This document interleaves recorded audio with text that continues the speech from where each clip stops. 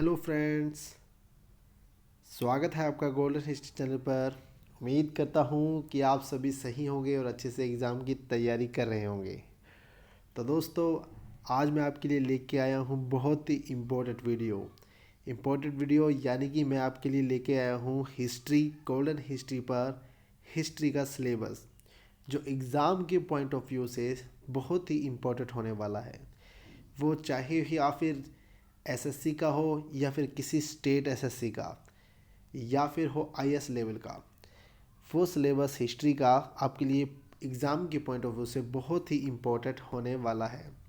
तो चलिए ले चलता हूँ मैं आपको सिलेबस की ओर। तो दोस्तों, सबसे पहले आपके सामने ये दिख रहे हैं हिस्ट्री के 3 पार्ट्स, यानी कि एग्ज़ाम के दृष्टिकोण से हिस्ट्री को 3 पार्ट्स के अंदर डिवाइड किया गया है। तो सबसे पहले आप देख रहे हैं प्राचीन इतिहास। प्राचीन इतिहास बहुत ही इम्पोर्टेंट है क्योंकि इसमें से भी सवाल पूछे जाते हैं। उसके बाद आता है दूसरा पार्ट, मध्यकालीन इतिहास, यानी कि अरबी व तुर्कियों का जब आक्रमण हुआ था, यानी कि भारत के अंदर जब इस्लामिक जो सभ्यता है विकसित होने लगी थी, उस काल को हम मध्यकालीन भारत के नाम से जानते हैं। दोस्तों, उसके बाद शुरुआत हुई थी यानी कि आधुनिक भारत इतिहास की। तीसरा जो महत्वपूर्ण पार्ट है वो है आधुनिक भारत इतिहास। दोस्तों, यानी कि जब मुग़लों का पतन हो गया, यानी कि जो इस्लाम धर्म था और उसके जो शासक थे उनके पतन होने के बाद जब भारत के अंदर यूरोपियन कंपनी जो आगमन होने लगा था, यानी कि अंग्रेज़ों का जो आगमन हुआ था, वहाँ से स्टार्ट होगा हमारा आधुनिक भारत का इतिहास। तो दोस्तों, मैं आपको इसमें पूरा बता देता हूँ कि किस प्रकार से हमने इसमें पॉइंट बाय पॉइंट हमने आगे इसका अध्ययन करना है। तो चलिए दोस्तों, सबसे पहले मैं आपको बता दूँ प्राचीन इतिहास, यानी कि प्राचीन इतिहास भारत के अंदर इतिहास को जानने के क्या क्या स्रोत थे, यानी कि कौन से सोर्सेज के द्वारा हमने इतिहास को जाना है। तो सबसे पहला हमारा टॉपिक होगा प्राचीन भारतीय इतिहास के स्रोत। तो स्रोतों के बाद दोस्तों हम पढ़ेंगे पाषाण काल। पाषाण का अर्थ होता है दोस्तों पत्थर, यानी कि किस प्रकार से मानव की उत्पत्ति हुई और फिर वो पाषाणों के प्रयोग से अपना जीवन यापन करने लगा। उसके बाद दोस्तों हड़प्पा सभ्यता, यानी कि सभ्यताओं का विकास होने लगा। जो भारत के अंदर हड़प्पा जो सभ्यता है बहुत ही ज़्यादा इम्पोर्टेंट मानी गई है और एग्ज़ाम के पॉइंट ऑफ व्यू से देखा जाए तो बहुत ही ज़्यादा इम्पोर्टेंट है क्योंकि इससे सवाल पूछे जाते हैं। चलिए दोस्तों, उसके बाद हम पढ़ेंगे वैदिक काल। वैदिक काल को अध्ययन के दृष्टिकोण से 2 पार्ट्स के अंदर डिवाइड किया गया है। एक बांटा गया है वैदिक काल यानी कि ऋग्वैदिक काल और दूसरा बांटा गया है उत्तर वैदिक काल। तो दोस्तों, इसका अध्ययन हम विस्तार से इसके अध्ययन के समय में करेंगे। चलिए, उसके बाद हम पढ़ेंगे धार्मिक आंदोलन, यानी कि दोस्तों जब उत्तर वैदिक काल के अंदर धर्मों का पतन होने लगा था, नैतिक पतन होने लगा था, तो 6ठी शताब्दी के अंदर पुनर्जागरण हुआ। पुनर्जागरण यानी कि फिर से जागना। उसके लिए कुछ आंदोलन चलाए गए, यानी कि कुछ नए धर्मों की उत्पत्ति हुई। तो उनमें हम मुख्यतः जैन और बौद्ध धर्म को पढ़ने वाले हैं। चलिए, उसके बाद हम आगे बढ़ेंगे महाजनपद काल। आप सभी जानते हो कि दोस्तों इतिहास के अंदर 16 महाजनपदों का उल्लेख किया गया है। हम जो महाजनपद के जो अध्याय के अंदर हम इसको विस्तार से पढ़ेंगे। फिर हम अगली चर्चा करेंगे विदेशी आक्रमण, यानी कि सिकंदर के आक्रमण के बारे में जानेंगे। उसके बाद मौर्य काल बहुत ही इम्पोर्टेंट है दोस्तों। एसएससी से इसके अंदर बहुत से सवाल पूछे जाते हैं और एसएससी से नहीं, चाहे वो पीएचडी का आपका एंट्रेंस हो, नेट का एग्ज़ाम हो या हो आईएएस लेवल का, मौर्य काल और मौर्य उत्तर काल दोनों ही बहुत इम्पोर्टेंट माने जाते हैं एग्ज़ाम के दृष्टिकोण से। तो इसके जो इम्पोर्टेंट है हम इसको पूरे तरीके से पूरे अध्ययन को विस्तार से पढ़ेंगे दोस्तों। उसके बाद हम पढ़ेंगे संगम काल, यानी कि संगम दक्षिण के अंदर होने वाला ये एक संगम था, यानी कि एक मिलन था, एक संगठन था, एक आयोजन था किसी चीज़ का, मतलब कि कविताओं का। तो दोस्तों उसके अंदर कुछ मतलब कि काफ़ी सारे कवियों ने मिलकर कुछ कविताओं का क्या किया था, संग्रह किया था। तो उसको हम विस्तार से इस अध्याय में पढ़ेंगे। उसके बाद दोस्तों गुप्त काल, गुप्त काल भी और गुप्त उत्तर काल, ये दोनों जो है बहुत ही इम्पोर्टेंट माने गए हैं एग्ज़ाम के पॉइंट ऑफ व्यू से, क्योंकि इससे भी सवाल बहुत गहनता से पूछे जाते हैं। उसके बाद दोस्तों हम पढ़ेंगे पूर्व मध्यकाल, यानी कि मध्यकाल की शुरुआत होने से पहले का जो समय था, उसके अंदर जितने भी जो प्रांतीय राजवंश हुए हैं, चोल है, राष्ट्रकूट है, गुर्जर प्रतिहार है, इस तरीके से वो सभी जो है हम इसके अंदर अध्ययन करने वाले हैं। तो दोस्तों इस प्रकार से ये प्राचीन भारतीय इतिहास के अंदर सभी महत्वपूर्ण टॉपिकों को हमने कवर करेंगे अध्याय के साथ, एक एक अध्याय के साथ। चलिए दोस्तों, उसके बाद हम पढ़ेंगे मध्यकालीन भारतीय इतिहास, जिसके अंदर महत्वपूर्ण है अरब और तुर्कों का आक्रमण, यानी कि किस प्रकार से जब पूर्व मध्यकाल के अंदर हम राजवंशों को पढ़ेंगे, यानी कि चोल, प्रतिहार, राष्ट्रकूट, पाल, ये सभी जो होंगे इनको पढ़ेंगे। यानी कि इस समय में जब मध्यकालीन भारत के अंदर, मध्यकालीन भारत की जब हम एंट्री करेंगे पढ़ने के लिए, तो उसके अंदर किस प्रकार से जो अरब है और तुर्क है वो लोग भारत पर आक्रमण करते हैं, किस तरीके से वो आते हैं, क्या उनका कारण था, क्या उनके प्रभाव रहे, वो सभी हम पढ़ने वाले हैं इस अध्याय के अंदर। चलिए दोस्तों, जब जब तुर्क और अरबों का आक्रमण हुआ तो उनके क्या प्रभाव रही, आपको पता ही है। फिर हम पढ़ने वाले हैं दिल्ली सल्तनत के बारे में। दिल्ली सल्तनत को हम विस्तार से जानेंगे। दिल्ली सल्तनत के बाद इसी तरीके से जिस प्रकार से वैदिक काल के अंदर हमने देखा था कि किस तरीके से नैतिक पतन होने लगा था, लोगों के अंदर जो है कर्मकांड और बहुत सारे आडंबर विकसित होने लगे थे, इसी तरीके से दिल्ली सल्तनत के अंदर भी इस्लाम धर्म के अंदर, हिंदू धर्म के अंदर बहुत सी कृतियाँ फिर से जागृत होने लगी थी। तो ये फिर से दोबारा से एक तरीके का पुनर्जागरण था, यानी कि इस्लाम धर्म के लिए जो बदलाव था, यानी कि जो आंदोलन हुए थे वो कहलाए थे सूफ़ी, और जो हिंदू धर्म के अंदर जो बदलाव हुए थे वो कहलाए थे भक्ति आंदोलन। तो इसको भी हम विस्तार से पढ़ने वाले हैं। चलिए उसके बाद हम पढ़ेंगे प्रांतीय राजवंश, यानी कि दिल्ली सल्तनत के समय में जो उनके सूबेदार थे, जो उनके प्रांतीय सूबेदार थे, उन्होंने अपने आप को देखा कि सेंटर का जो केंद्र का जो सल्तनत है या शासक है वो कमज़ोर पाने के होने के बाद उन्होंने अपने आप को स्वतंत्रता कर लिया, यानी कि स्वतंत्र कर लिया और शासन करने लगे। तो वो सभी राजाओं राजवंशों के बारे में हम पढ़ने वाले हैं विस्तार से इस अध्याय के अंदर। उसके बाद दोस्तों हम वही मतलब कि प्रांतीय राजवंश जो स्वतंत्र हुए थे उसमें महत्वपूर्ण जो है वो है बहमनी और विजयनगर, इनके बारे में हम विस्तार से पढ़ेंगे क्योंकि ये भी बहुत इम्पोर्टेंट है एग्ज़ाम के दृष्टिकोण से। चलिए उसके बाद हम पढ़ेंगे मुगल वंश, जो बहुत ही इम्पोर्टेंट है। मुगल वंश यानी कि बाबर जो है मुगल वंश के संस्थापक माने जाते हैं। उन्होंने जो है मुगल वंश की स्थापना की थी, किस तरीके से की थी, क्या कारण हुआ था कि जो सल्तनत काल का पतन हो गया और मुगलों का उत्थान हो गया, इस तरीके से हम भी इसको विस्तार से पढ़ेंगे। फिर उनके पतन के बारे में जानेंगे कि मुगलों की जो है पतन कैसे हुआ और मराठों का उदय के क्या कारण थे और क्या उनका प्रभाव रहा। दोस्तों इसके अंदर लास्ट अध्याय जो है हमारा स्वतंत्र राज्यों का उदय, यानी कि हम जो मौर्य गुप्त उत्तर काल के अंदर, पूर्व मध्यकाल के अंदर हमने जो पढ़े थे, यानी कि जो स्वतंत्र राज्य हुए थे, इसी प्रकार से जो दिल्ली सल्तनत से जो स्वतंत्र जो प्रांत हुए थे उनके बारे में, जैसे बहमनी और विजयनगर के बारे में पढ़े, उसी तरीके से हम जो है स्वतंत्र राज्य यानी कि मुगलों के द्वारा, मुगलों के समय में जो राज्य स्वतंत्र हुए उनके उदय और उनके विकास के बारे में हम इस अध्याय में पढ़ने वाले हैं।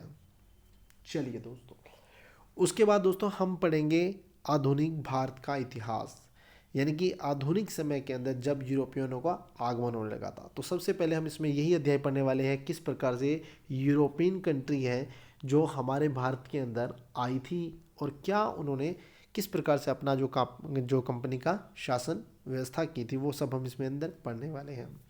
उसके बाद दोस्तों EIC जो है ईस्ट इंडिया कंपनी व बंगाल, यानी कि जो दूसरा हमारा अध्याय है आधुनिक भारत इतिहास का, इसके अंदर हम पढ़ेंगे कि किस प्रकार से ईस्ट इंडिया कंपनी ने बंगाल पर शासन प्रशासन किया था और क्या क्या उन्होंने आर्थिक नीति को अपनाया था, उसको हम विस्तार से इस अध्याय में पढ़ने वाले हैं।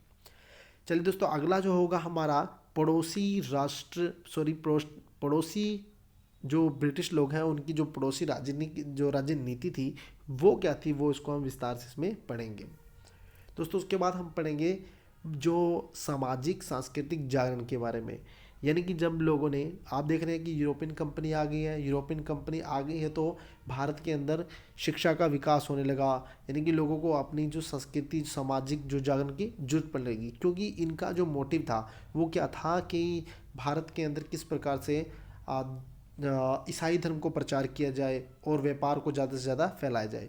जब इन्होंने देखा कि व्यापार और के साथ साथ इन्होंने ईसाई धर्म को भी बढ़ावा दे दिया, तो हमारे देशवासियों ने, यानी कि हिंदू और मुस्लिम धर्म में जो अनुयायी थे वो लोगों ने सोचा कि क्यों ना अपना भी विकास किया जाए और जो जो ईसाई धर्म है वो ज़्यादा प्रभाव कर ना रहे। तो इसलिए जो भारत के अंदर सामाजिक और संस्कृति का जागरण हुआ, इसको भी हम एक तरह का पुनर्जागरण ही कहते हैं। दोस्तों उसके बाद हम पढ़ेंगे अगला, शिक्षा व पत्रकारिता का विकास। शिक्षा व पत्रकारिता यानी कि अंग्रेजों, यानी कि जो ब्रिटिश हमारे देश के अंदर आए थे, उन्होंने शिक्षा व पत्रकारिता के अंदर भी काफ़ी विकास किया। और कौन कौन सी तरीके से उन्होंने अधिनियम लागू किए, क्या उस अधिनियम के अंदर हमारी भारतीय शिक्षा के लिए प्रावधान किया, कौन कौन सी पत्रिकाओं को प्रोत्साहन दिया, चलाया, किस किस तरीके से पत्रिकाओं पर बैन लगाया, वो सभी जो चर्चा हम इसमें विस्तार से करने वाले हैं। चलिए उसके बाद अगला अध्याय हम पढ़ेंगे ब्रिटिश आर्थिक प्रभाव। किस प्रकार से जो ब्रिटिशों ने हमारे भारत पर जो आक्रमण किया, यानी कि जो गुलाम किया उसको, देश को, और आर्थिक जो प्रभाव पड़े, यानी कि जिस आर्थिक प्रभाव किसी भी क्षेत्र में थे वो, चाहे वो कर क्षेत्र था या फिर वो कृषि क्षेत्र था, व्यापार क्षेत्र था या एक कुटीर उद्योग था, हर क्षेत्र के अंदर जो किस तरीके से ब्रिटिश ने आर्थिक प्रभाव भारत पर डाला उसके बारे में हम विस्तार से इसमें जानेंगे। फिर हम पढ़ेंगे 1857 की क्रांति। यानी कि आप देख रहे हैं कि हमने शुरुआत की थी अध्याय 1 से, यानी कि यूरोपीय कंपनी के आगमन से। जब देखिए कैसे कि यूरोपियन कंपनियां पहले आ रही हैं, फिर उन्होंने बंगाल पे पहले शासन किया, बंगाल के बाद जितने भी पड़ोसी राज्य थे उन पे जो नीति लागू की, नीति लागू के बाद समाज में परिवर्तन स्टार्ट किया, समाज में परिवर्तन होने के बाद फिर शिक्षा और पत्रकारिता के अंदर भी उन्होंने हमारा जो हस्तक्षेप करना स्टार्ट कर दिया। और आर्थिक जो है हमारी जो अर्थव्यवस्था है उसको तो बिल्कुल ही प्रभावित किया ही था। तो ये सभी जो कारण जो बने थे वो क्या बने थे, 1857 की क्रांति के कारण बने थे। तो 1857 की क्रांति के क्या कारण थे वो मैं बता रहा हूँ इन शॉर्ट में, हम इसको पूर्ण रूप से इसे अध्याय के अंदर करेंगे। फिर हम बात करेंगे आदिवासी जनजातीय किसान राष्ट्र आंदोलन। यानी कि जितने भी आदिवासी जनजाति और किसान आंदोलन हुए हैं, उन्होंने विद्रोह जो किया है, क्रांति जो की है, उसके बारे में हम इसमें जानेंगे। उसके बाद बात करेंगे हम राष्ट्रीय आंदोलन की।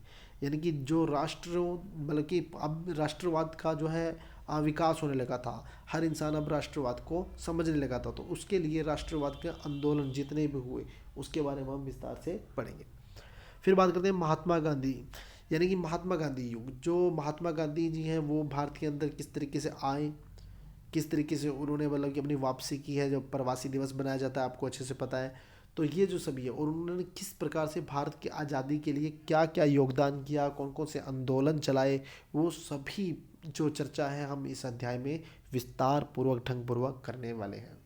तो दोस्तों इस प्रकार से ये जो 3 पार्ट्स हैं अध्ययन के दृष्टिकोण से बहुत ही इम्पोर्टेंट है, प्राचीन भारतीय इतिहास, मध्यकालीन भारतीय इतिहास और आधुनिक भारतीय इतिहास। इसको हम विस्तार पूर्वक अपने एक एक वीडियो के अंदर, एक एक लेक्चर के अंदर मैं आपको अच्छे से समझाऊंगा। एक से ज़्यादा भी बन सकते हैं, कोशिश करूंगा कि कम से कम शब्दों में और अधिक से अधिक आपको नॉलेज दूँ। चलिए दोस्तों उसके बाद हम बात करते हैं अगली। दोस्तों हम आपको पता है कि मैं जो है ज़्यादा फोकस मेरा नेट यूपीएससी के जो बच्चे हैं उनके लिए है, और जो एसएससी के बच्चे हैं उनके लिए भी फोकस किया जा रहा है। तो इसके अलावा यानी कि जो 3 पार्ट्स के अंदर हमने डिवाइड किया है, उसके अलावा भी 3 अदर टाइप्स को भी हम इतिहास के अंदर ऐड करते हैं। एक सबसे पहले आता है स्वतंत्रता बाद का इतिहास। यानी कि जो हमारा 1964 तक का जो इतिहास है, 1964 तक का जो इतिहास है दोस्तों, वो हमारा कहलाता है स्वतंत्रता से पहले का इतिहास। और उसके बाद का जो इतिहास है, यानी कि जो हमारा आज़ादी के बाद का जो इतिहास कहलाता है, वो कहलाता है हमारा स्वतंत्रता के बाद का या स्वतंत्रता उत्तर बाद का इतिहास। दोस्तों इसके अंदर हम पढ़ने वाले हैं सबसे इम्पोर्टेंट बात, संविधान का निर्माण। कि संविधान का निर्माण किस तरीके से होता है, कौन कौन से अधिनियम, कौन कौन सी कमेटियाँ ऐसी बैठी थी, कितने अध्याय हुए थे, कितना कुछ हुआ था, वो सभी जो बातें हैं हम संविधान के निर्माण के अंदर पढ़ने वाले हैं। उसके बाद बात करेंगे संसद व मंत्रिमंडल की, यानी कि संविधान निर्माण के बाद किस तरीके से जो संसद का निर्माण किया गया और मंत्रिमंडलों का निर्माण किया गया, वो विस्तार से इसके अंदर हम चर्चा करने वाले हैं। उसके अलावा दोस्तों जो हमारा इससे अगला जो अध्याय है, एग्ज़ाम के पॉइंट ऑफ व्यू से देखा जाए तो ये भी बहुत इंपॉर्टेंट है, क्योंकि दोस्तों हर एग्ज़ाम में इंडियन हिस्ट्री के साथ साथ वर्ल्ड हिस्ट्री को भी अब स्थान दिया जाने लगा है। आपको बता दूं कि अभी नेट के अंदर इसका कोई प्रावधान नहीं है, या नेट के अंदर अभी इसमें सिलेबस नहीं जोड़ा है, लेकिन हो सकता है मे बी कि आगे आने वाले टाइम के अंदर वर्ल्ड हिस्ट्री को भी स्थान दे दिया जाए। तो इसको भी हमने साथ लेके चलना है, क्योंकि नेट के अलावा जितने भी एग्ज़ाम होते हैं उसके अंदर हिस्ट्री जो विश्व इतिहास है हमारा, वर्ल्ड हिस्ट्री, उससे सवाल पूछे जाते हैं। तो दोस्तों सबसे पहला जो उसके अंदर हम क्या पढ़ेंगे, सबसे पहले हम पढ़ेंगे मिस्र, यूनान, रोम, मेसोपोटामिया की सभ्यता के बारे में इसके अंदर हम विस्तार से जानेंगे। उसके बाद हम पढ़ेंगे ईसाई धर्म और इस्लाम के धर्म के उदय के बारे में, किस प्रकार से ईसाई धर्म मतलब कि आया, और उसके बाद इस्लाम का उदय किस प्रकार से हुआ। ये दोनों धर्मों के बारे में हम उदय के बारे में विस्तार से पढ़ेंगे।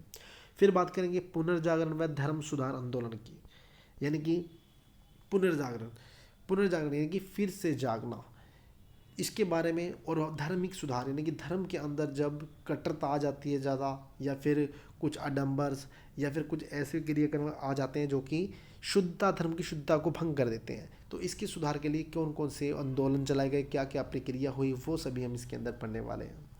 उसके बाद दोस्तों बात करेंगे अमेरिकन और फ्रांस की क्रांति के बारे में। अमेरिका और फ्रांस की क्रांति ये बहुत ही इंपॉर्टेंट है, इन दोनों से सवाल पूछे जाते हैं कि किस तरीके से अमेरिका के अंदर क्रांति हुई, फिर वो आज़ाद हुआ, फिर उसने अपना संविधान बनाया, और किस तरीके से फ्रांस की जो क्रांति हुई है, फ्रांस के जो होता है वो कितने इम्पोर्टेंट है, किस तरीके से प्रक्रिया हुई थी, किस तरीके से आंदोलन किया गया था, क्या क्रांति के कारण थे, वो सभी हम इसके अंदर विस्तार से पढ़ने पाएंगे। उसके बाद करते हैं बात नेपोलियन के उदय की। नेपोलियन का उदय कैसे हुआ।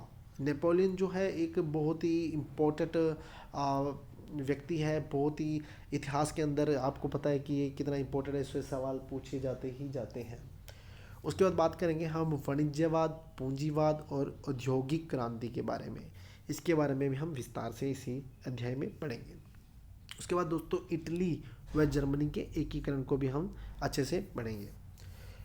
उसके बाद प्रथम विश्व युद्ध व पेरिस सम्मेलन को भी हम ध्यानपूर्वक पढ़ेंगे, क्योंकि इससे भी सवाल पूछे जाते हैं। फिर बात करेंगे नाजीवाद और फांसीवाद की, ये भी बहुत इंपॉर्टेंट है, इससे भी हम जो है विस्तार पूर्वक इस अध्याय में पढ़ेंगे। फिर बात करेंगे द्वितीय विश्व युद्ध के बारे में। द्वितीय विश्व युद्ध किस तरीके से हुआ, क्या कारण था, क्या क्या इसके प्रभाव थे, वो जानेंगे। फिर बात करेंगे राष्ट्रीय संघ व संयुक्त राष्ट्रीय संघ के बारे में, यानी कि जो दो विश्व युद्ध हुए थे उनको जो रोकने के लिए, उनको संभालने के लिए, या फिर जो भी भाई निकट भविष्य में ऐसे कोई युद्ध ना हो उसके लिए जो प्रावधान किया गया था, जो नई नीति बनाई गई थी, नए कानून बनाए गए थे, एक नया संगठन बनाया गया था, तो वो क्या था, राष्ट्रीय संघ व संयुक्त राष्ट्र संघ, इसको हम विस्तार से इसमें पढ़ेंगे। उसके बाद बात करेंगे उदारवाद, समाजवाद और राष्ट्रीयवाद, किस प्रकार से यूरोप के अंदर उदारवाद, समाजवाद और राष्ट्रीयवाद का विकास हुआ, इसके बारे में हम विस्तार से इस अध्याय में पढ़ेंगे। फिर बात करेंगे चीनी व रूसी क्रांति की। दोस्तों ये भी बहुत इंपॉर्टेंट है कि चीनी और रूसी क्रांति से भी क्वेश्चन पूछे जाते हैं। उसके बाद बात करेंगे हम लोग, बहुत ही इम्पोर्टेंट है, विश्व युद्ध के बाद का यूरोप, यानी कि इसके अंदर हम पढ़ने वाले हैं शीत युद्ध, आर्थिक मंदी, ऐसे बहुत सारे जो हमारे अध्याय होंगे इसके अंदर छोटे छोटे, जो हम विस्तार से अच्छे से पढ़ेंगे, जो एग्ज़ाम के पॉइंट ऑफ से बहुत ही इंपॉर्टेंट होते हैं और हम अक्सर उनको पढ़ते नहीं हैं या छोड़ देते हैं। चलिए दोस्तों ये था विश्व इतिहास का सिलेबस। उसके बाद हम बात करेंगे इतिहास दर्शन। इतिहास दर्शन दोस्तों जो मेरे पीएचडी वाले जो साथी हैं, जो पीएचडी कर रहे हैं या करना चाह रहे हैं, या फिर नेट के एग्ज़ाम के जो मेरे साथी हैं, उनके लिए बहुत ही ज़्यादा इम्पोर्टेंट होता है। दोस्तों सबसे पहले इतिहास का कॉन्सेप्ट समझना, यानी कि इतिहास की अवधारणा क्या होती है उसको जानना सबसे ज़्यादा ज़रूरी होता है। तो इसके अंदर मैं आपको बताऊंगा कि क्या है इतिहास, इतिहास को समझना है तो इतिहास सबसे पहले अवधारणा को हम इस अध्याय में जानेंगे। उसके बाद बात करेंगे इतिहास की विधियाँ यानी मेथड ऑफ हिस्ट्री के बारे में बात करेंगे, क्योंकि इतिहास के जो मेथड्स हैं, जो मेथडोलॉजी होती है इतिहास के अंदर, ये रिसर्च में बहुत ज़्यादा इंपॉर्टेंट होती है। और इससे 5 क्वेश्चन जो हैं नेट के जो सब्जेक्ट होता है हिस्ट्री का उसमें पूछे जाते हैं। और इसके अलावा जो पीएचडी कर रहे हैं साथ ही उनको लिए भी बहुत ज़रूरी होता है। उसके अलावा दोस्तों इतिहास के स्कूल्स कौन कौन से होते हैं। स्कूल्स यानी कि वो स्कूल नहीं जिसमें हम पढ़ते हैं, यानी कि वर्ग, किस प्रकार से इतिहासों को अलग अलग वर्गों में बांटा गया है, कौन सा मतलब कि किस प्रकार से इतिहास को लिखा जाता है, वो सारी जो स्कूल्स हैं यानी कि जो वर्ग हैं उनको इसको विस्तार से जानेंगे। उसके बाद तिथिकरण यानी कि इतिहास की तिथिकरण कैसे की जाती है, तो ये भी मैं इस आपके इतिहास में अध्याय में आपको पढ़ाऊँगा। उसके बाद बात करेंगे साक्ष्य, इतिहास साक्ष्य के बारे में, यानी कि इतिहास के तथ्यों को कैसे इकट्ठा किया जाता है, कैसे उसको साक्ष्यों को इकट्ठा किया जाता है और कैसे उनको अपना मान्यता दी जाती है या फिर उनको रद्द किया जाता है, वो सभी बात इसमें हम करेंगे। दोस्तों उसके बाद करेंगे इतिहास प्रस्तावना। इतिहास प्रस्तावना इंग्लिश में बात करें तो इसको कहा जाता है सिनॉप्सिस। सिनॉप्सिस बहुत ही इंपॉर्टेंट होती है, क्योंकि आप जब पीएचडी में, जब आपका नेट हो जाएगा, जेआरएफ हो जाएगा, जब आप पीएचडी में एडमिशन लेने के लिए जाओगे तो वहाँ पे आपको सबसे पहले प्रस्तावना यानी कि सिनॉप्सिस का जो है एक 4 से 6 पेज का आपको एक सिनॉप्सिस आपके टॉपिक से रिलेटेड आपको बना के देना होता है।